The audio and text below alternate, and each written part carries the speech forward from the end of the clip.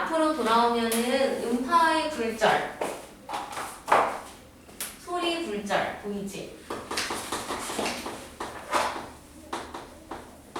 자, 소리는 주로 매질이 공기인데 사실 기체뿐만 아니라 고체, 액체 상태에서도 소리는 전파될 수 있고 고체, 액체, 기체를 비교하면 오히려 속력이 고체, 액체, 기체 순으로 점점 느려져.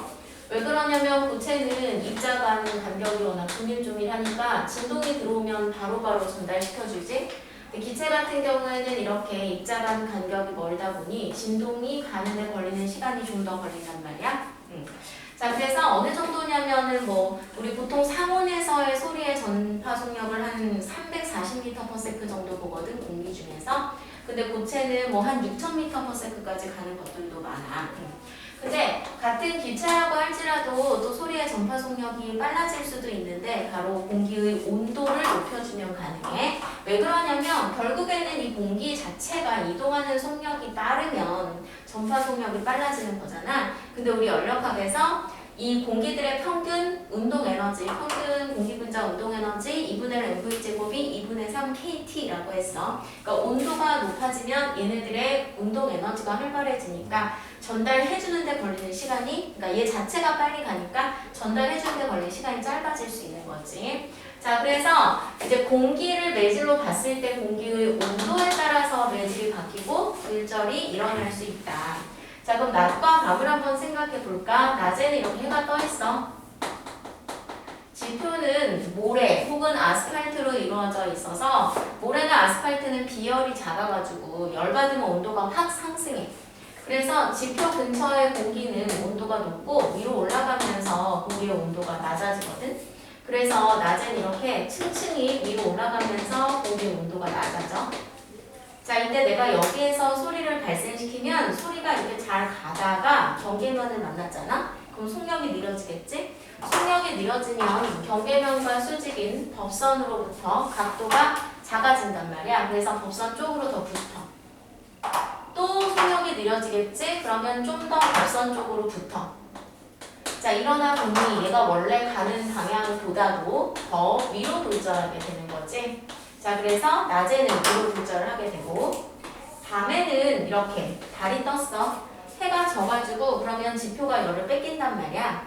또 비열이 작아서 열 뺏기면 온도가 또 팍팍 떨어져. 그래서 지표 근처가 저온, 상공이 오히려 상대적으로 고온이지. 그래서 이렇게 또 온도가 층층이 위로 올라갈수록 높아지는 거야. 자, 이때 역시 또 바닥에서 소리를 발생시키면 얘가 잘 가다가 경계면을 만났고 이 경계면과 수직인 법선으로부터 속력이 빨라지면 각도가 더 커지니까 이렇게 좀 더 누워. 또 얘도 마찬가지로 속력이 빨라지면 얘가 좀 더 각도가 커지니까 이렇게 좀 더 누워. 그래서 얘는 원래 진행하던 방향보다 좀 더 아래로 굴절하게 되지. 그래서 낱말은 새가 듣고 반말은 쥐가 듣는다는 말이 굴절 방향과 정확하게 일치하는 거야. 그래서 밤이 되면 이제 다 활동이 정지하니까 일단 소리가 더 잘 들리는 것도 있지. 근데 그렇지 않더라도 밤에 더 잘 들려. 왜냐면 우리가 같은 층에서 대화를 할 거고 그럼 얘가 이렇게 아래로 굴절하니까 같은 높이에서 더 멀리까지 소리가 전달되는 거지. 근데 물론 이제 밑에서 얘기하는데 위에서 들어야 된다. 그런 경우에는 낮에 더 잘 들리겠지. 위로 굴절을 하니까. 자, 그래서 소리 이렇게 굴절한다. 자, 우리 지금까지 내용이 지금 몇 페이지까지 내용이냐면 116쪽까지의 내용이고 이제 117쪽으로 가면 전반사.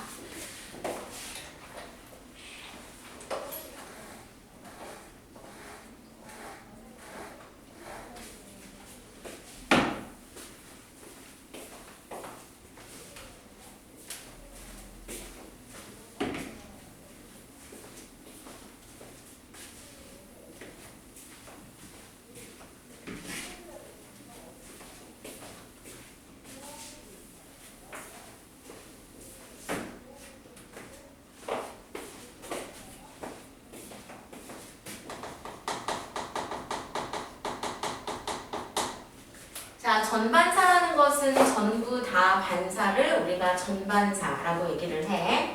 우리가 반사는 반사대로 굴절은 굴절대로 공부를 해서 마치 반사 굴절이 따로따로 일어나는 것처럼 생각하기가 쉬운데 사실은 이렇게 빛이 투과할 수 있는 매질이라면은 반사 굴절이 함께 일어나. 자, 어떤 식이냐면 뭐 이런 경우야.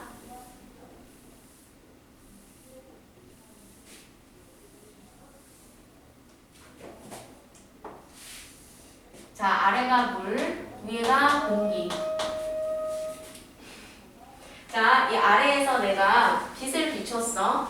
그러면 얘가 물에서 잘 간단 말이야. 이때 내가 10이라는 에너지를 비추면 물에서 공기로 가는 이 경계면을 만났을 때 자, 공기에서 속력이 더 빠르니까 얘가 굴절해. 속력이 더 빠르니까 똑바로 가는 것보다 각도가 좀 더 크게 굴절하겠지? 근데 전부 다 굴절하지 않아. 뭐 한 6 정도 굴절하면 한 4 정도는 이 경계면을 반사면으로 인식해서 튕겨져 나와. 반사해. 자, 물론 이때 굴절도 굴절의 법칙, 스넬 법칙에 맞춰서 굴절이 되고 반사도 반사 법칙, 입사가 반사가 동일하게 반사가 된다. 이렇게 굴절과 반사가 함께 일어난다고. 근데 지금의 경우는 특히 물에서 공기로 가고 있고 더 느린 매질에서 더 빠른 매질로 가고 있거든. 그러다 보니 입사각보다 굴절각이 더 크지. 그러다 보면 내가 만약에 예를 들어서 더 큰 입사각으로 빛을 입사를 시켰어. 그러면 공기로 갈 때 공기에서 더 속력이 빠르니까 각도가 더 커지는데 입사각보다 굴절각이 커지다 보니 얘가 몇 도가 될 수도 있냐면 90도가 될 수도 있단 말이야.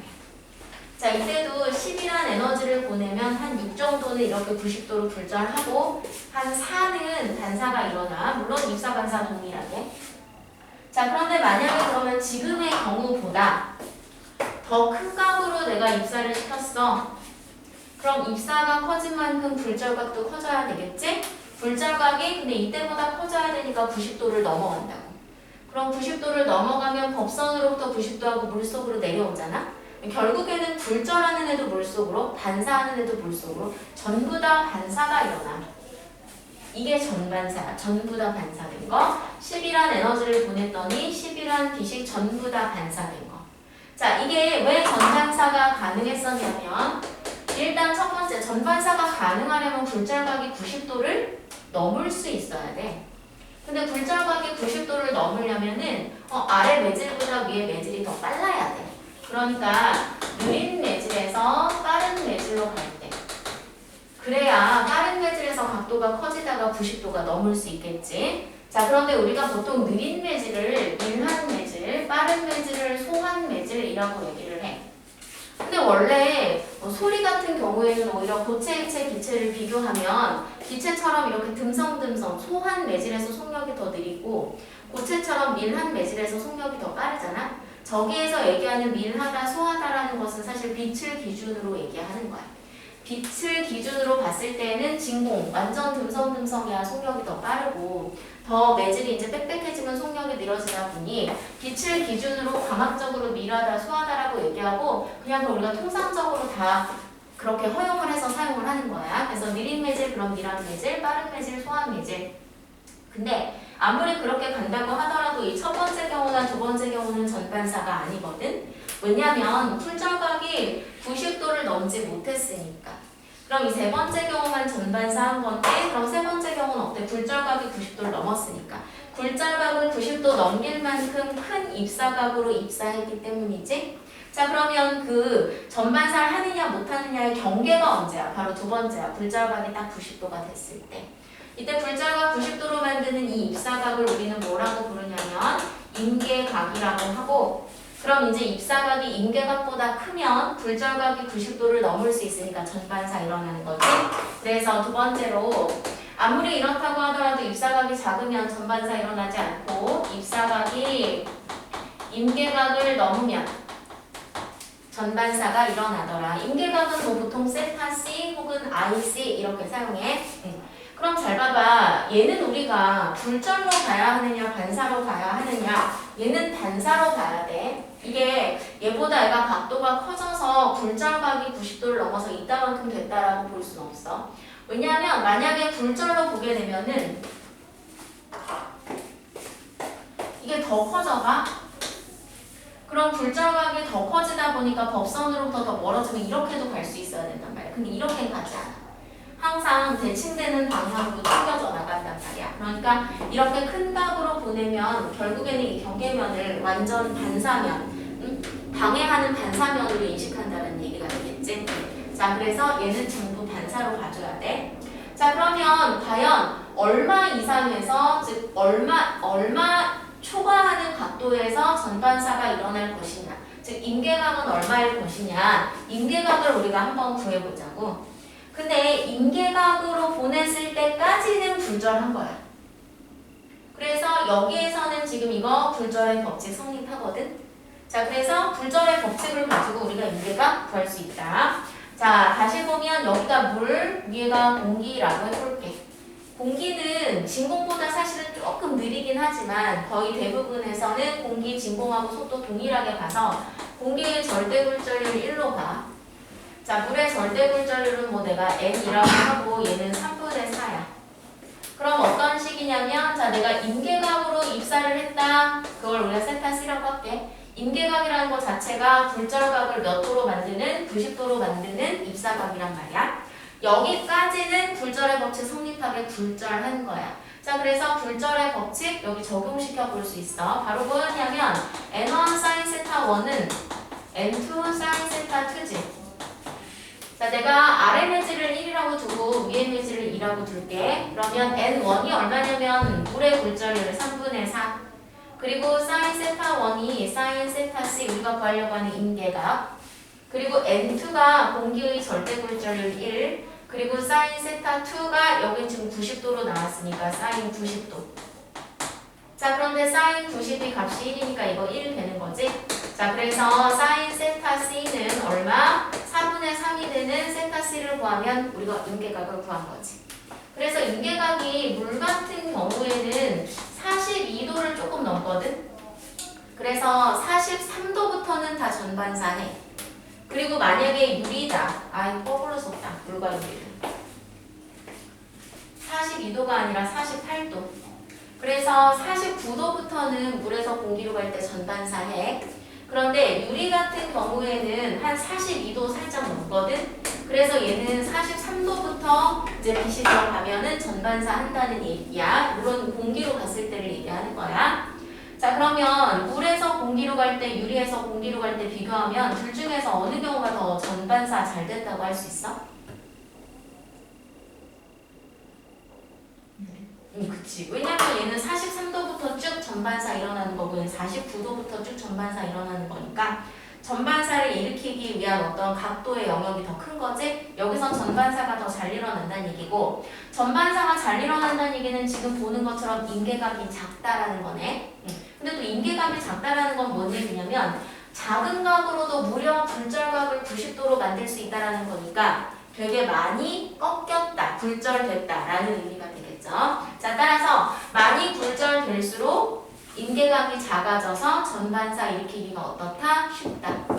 자, 그래서 아주 극단적으로 보면은 만약에 예를 들어서 임계각이 30도야.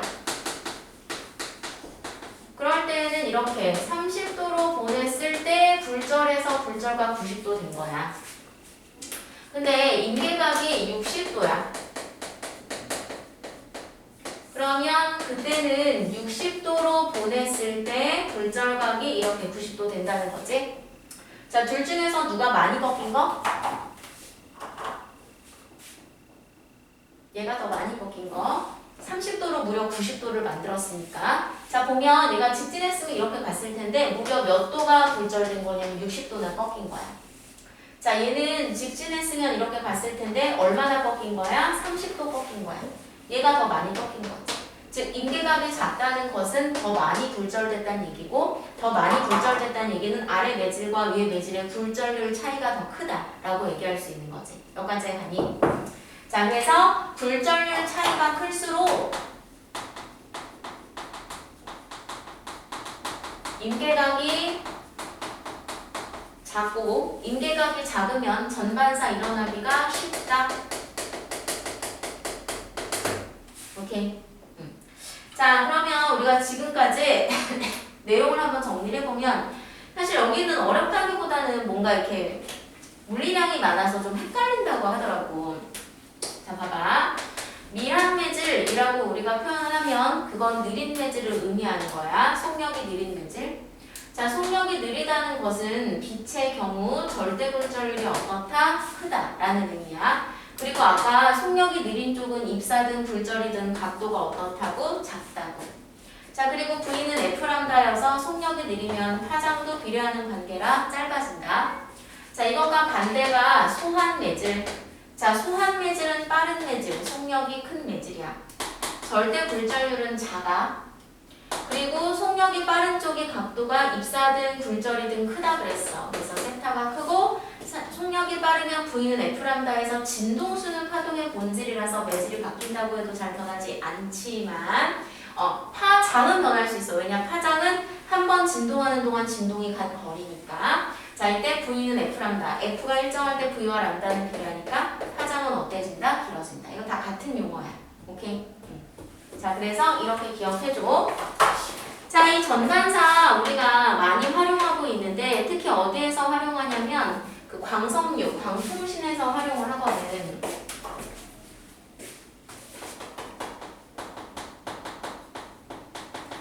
광섬유, 광케이블은 어떻게 생겼냐면 뭐 내부는 그러니까 원통형으로 생겼어. 내부의 원통과 그걸 둘러싸고 있는 바깥 케이블이 근데 매질이 달라.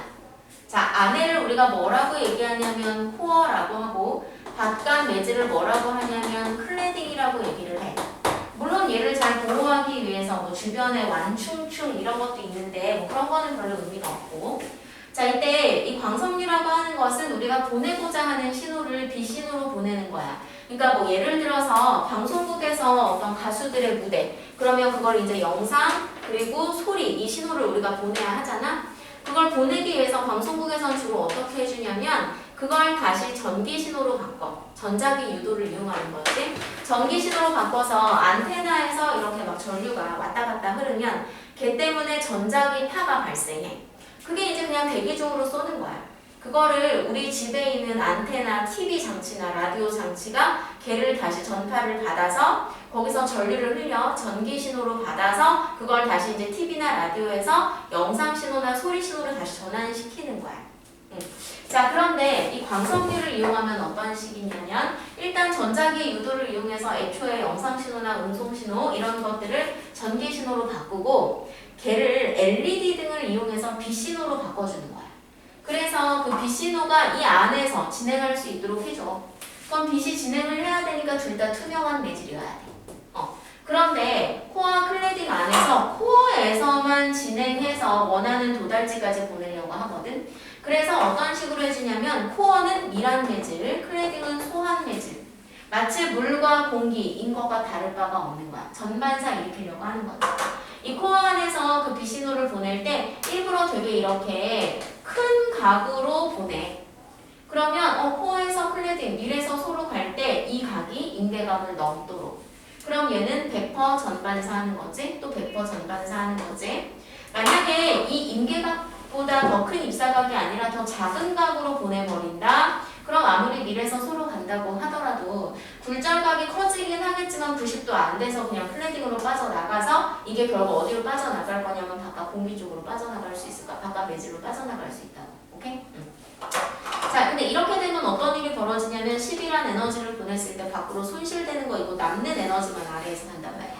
계속 손실되겠지. 계속 부딪힐 때마다. 그래서 손실 안 시키도록 하기 위해서 전반사 일으켜서 원하는 곳까지 보낼 수 있어. 근데 이게 아무리 손실이 안 된다고 하더라도 처음 에너지를 10으로 보냈다고 해서 정확히 10으로 도달하지 않거든. 얘가 굴절해서 밖으로 빠져나오는 건 없지만 그래도 매질이 흡수하는 건 있어. 매 순간. 그래서 중간중간 이 신호를 다시 키워주는 증폭기를 두기는 해요. 근데 그래도 그 증폭기를 좀 더 멀리 떨어뜨려 놔도 되는 거지. 자, 이렇게 해주면 뭐가 장점이냐면은 아까 전자기파를 밖으로 쏜다? 그러면은 사실 얼마든지 우리 안테나에서 걔를 캐치해가지고 TV 보듯이 사실 도청도 가능하지. 내가 핸드폰으로 통화를 하면은 내 소리 신호가 핸드폰에서 전기 신호로 바꿔서 얘가 안테나에서 전자기파로 바꿔가지고 대기 중으로 보내는 걸 상대방이 그걸 캐치해서 듣는 거거든. 그러면 물론 뭐 내가 별로 주요 인물이 아니어가지고 누가 날 도청할 일은 없겠지만 사실 맘만 먹으면 그 공기중으로 떠다니는 전파 잡아가지고 역시 들을 수 있단 말이야. 근데 애 같은 경우에는 이 케이블 내에서만 왔다 갔다 하면서 가니까 밖으로 새나가질 않으니까 도청이 안 되는 거지. 근데 사실 단점도 있어. 얘는 여기서 만약에 뭐 좀 외부에서 충격을 받아서 좀 구겨진다거나 아니면 금이 생긴다거나 하면은 그걸 메워봤자 그래도 울퉁불퉁해. 완벽하게 매끄러울 수 없잖아.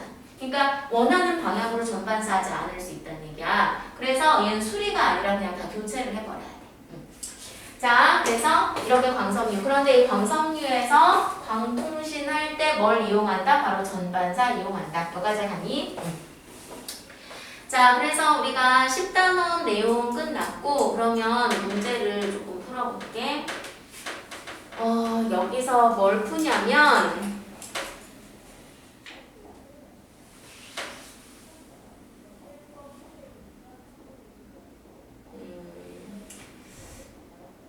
많이는 풀지 말자. 10